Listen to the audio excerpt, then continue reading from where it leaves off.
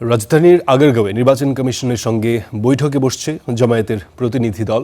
সেখানে আছেন সহকর্মী মাহমুদুল হাসান। কথা বলবো মাহমুদুল হাসানের সঙ্গে। মাহমুদুল, কি কারণে মানে এই যে জামায়াতের নির্বাচন কমিশনে যাওয়া আজকের বৈঠক, এই বৈঠকের মূল এজেন্ডাগুলো কি কি কি জানতে পারলেন?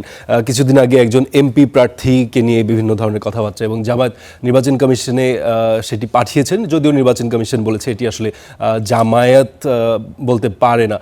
কি তথ্য আছে আপনার কাছে? আজকের যে বৈঠকটি জামাত ইসলামের সঙ্গে নির্বাচন কমিশনের, সেই বৈঠকটি শুরু হবে অল্প কিছুক্ষণের মধ্যেই। জামাতের যারা নেতৃবৃন্দ আছেন তারা কিন্তু ইতিমধ্যেই নির্বাচন কমিশনে চলে এসেছেন এবং জামাতের সেক্রেটারি জেনারেল মিয়া গোলাম পরারের নেতৃত্বে এখন পর্যন্ত 5 সদস্যের প্রতিনিধি দল তারা এসেছেন। প্রধান নির্বাচন কমিশনার সহ অন্য যে নির্বাচন কমিশনার আছেন তারা এই বৈঠকটি করবেন।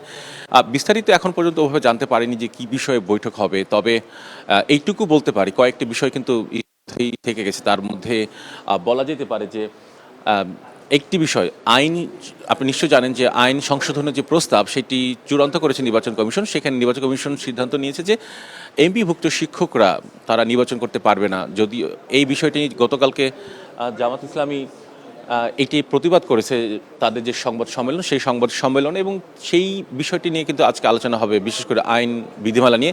এবং একই সঙ্গে সাতক্ষীরা 4 আসনের যিনি সংসদ সদস্য, নৈতিক স্খলন জড়িত কারণ যাকে বহিষ্কার করেছে জামাত ইসলামী, তা সেই বিষয়ে কিন্তু আজকে আলোচনা হবে। সেই বিষয়ে চিঠি কিন্তু ইতিমধ্যে জামাত ইসলামী নির্বাচন কমিশনকে দিয়েছে এবং একই সঙ্গে পার্লামেন্টেও দিয়েছে। সুতরাং সেই বিষয় নিয়ে আলোচনা হবে এবং একই সঙ্গে বেশ কয়েকদিন ধরে টক অফ দ্য কান্ট্রি যেটি বলা যেতে পারে যে নির্বাচন কমিশনে অতিরিক্ত সচিব হিসেবে নিয়োগ দেওয়া হয়েছে, পূর্বে যার রাজনৈতিক সংযুক্তি ছিল বা সংশ্লিষ্টতা ছিল এমন ব্যক্তিকে নির্বাচন কমিশনে অতিরিক্ত সচিব হিসেবে নিয়োগ দেওয়া হয়েছে। সম্প্রতি এটি নিয়ে কিন্তু সারা দেশেই কিন্তু খুব আলোচনা হচ্ছে এবং পত্রপত্রিকায় কিন্তু এটি নিয়ে বেশ লেখালেখি হচ্ছে।